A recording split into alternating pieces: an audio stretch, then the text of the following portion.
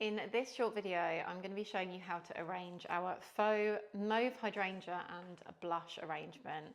And this is so simple, but I feel like it's one of those arrangements that's really quite show-stopping.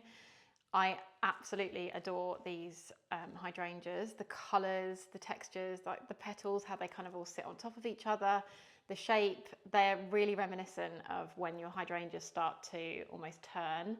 But then combining them with our blush eucalyptus, and you've just got like match made in floral heaven in my eyes.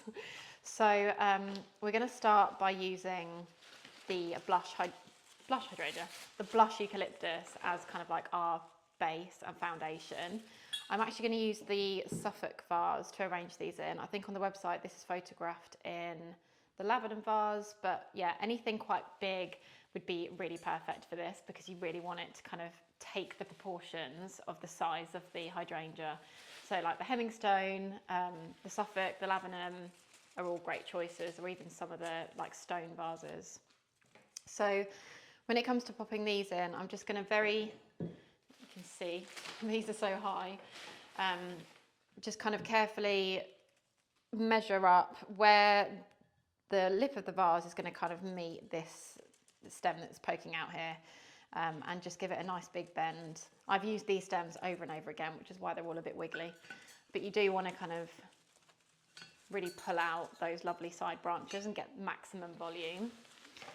And then you're just going to do the same with the other two here as well. So maybe have this one like a little bit lower, just so it's not exactly the same, and there's a bit of height variation and fullness. And then one throughout the back that's maybe slightly taller. And again, just measuring it against the vase and really giving that a nice big bend like so.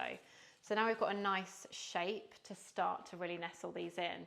Now, because this is an arrangement where we're just using 2 ingredients, and these are probably the biggest flower that we do, it's more important than ever that these are arranged within the foliage so that they feel natural and as lifelike as possible. So if we were to put them all in the vase at the same height, you know, it's going to suddenly look very kind of stiff and unnatural. Whereas if we suddenly give them all a slightly different height and a slightly different angle that they're all facing, you can start to see how that feels much more natural. And that's just by me holding them in my hands. That's not them in the vase. So it just kind of gives you an idea of what I'm trying to do here.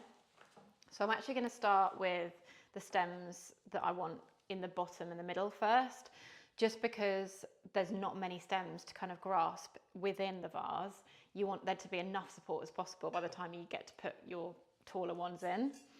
So to start with, I'm going to have them a bit lower, like I said. So just somewhere in the vase that feels like it's going to be about the right height. You can see how long these stems are, so they really can take such a huge vase if you've got one.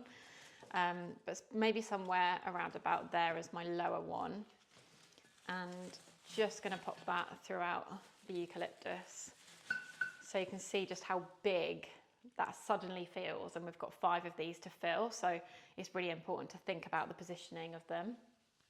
So that one there, and then I'm going to have one on the other side that's a little bit higher, maybe around about there. If I turn that, you might be able to see it a bit better. So bending that down, that feels, you can kind of see now that that's going to feel a little bit different, and also I'm making sure that it's facing that direction, whereas this one is facing this direction. They're not kind of looking at you at the same time like this, they're doing this. So then I'm going to also want one kind of in between, but I might put that in at the end, thinking about it. So I'm going to go for one of my taller ones and see where that takes us. So maybe about there, and have this one a bit straight rather than, you know, leaning. And put it on this side.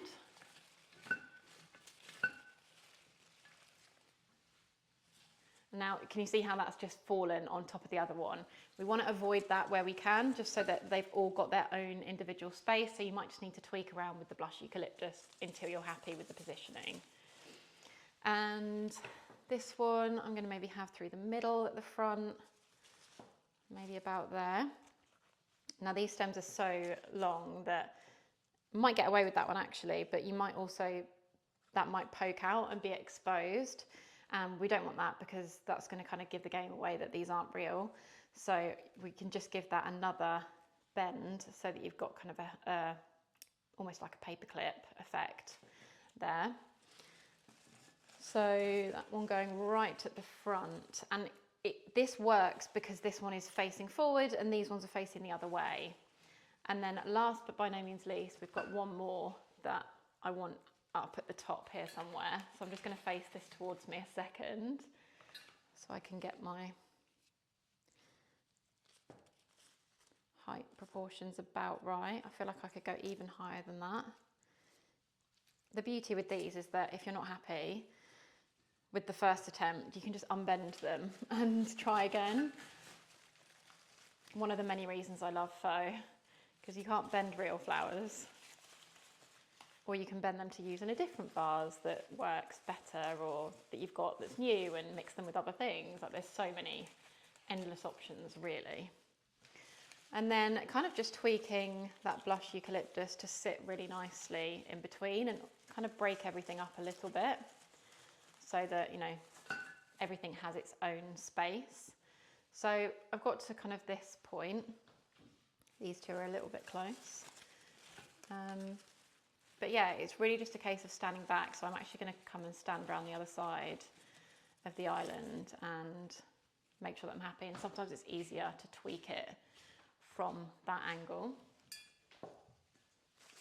So apologies for standing right in front of you. But yeah, something like that, where everything has got its own place to shine. Yeah, I think I'm happy with that. But I hope that's really helpful, and enjoy your beautiful blooms, because these really are quite spectacular. Probably one of my favourite ever hydrangeas we've done actually. And yeah, I'd love to see these in your homes. I can't wait. It's like my favourite thing. But thank you very much for watching, and I'll see you again soon.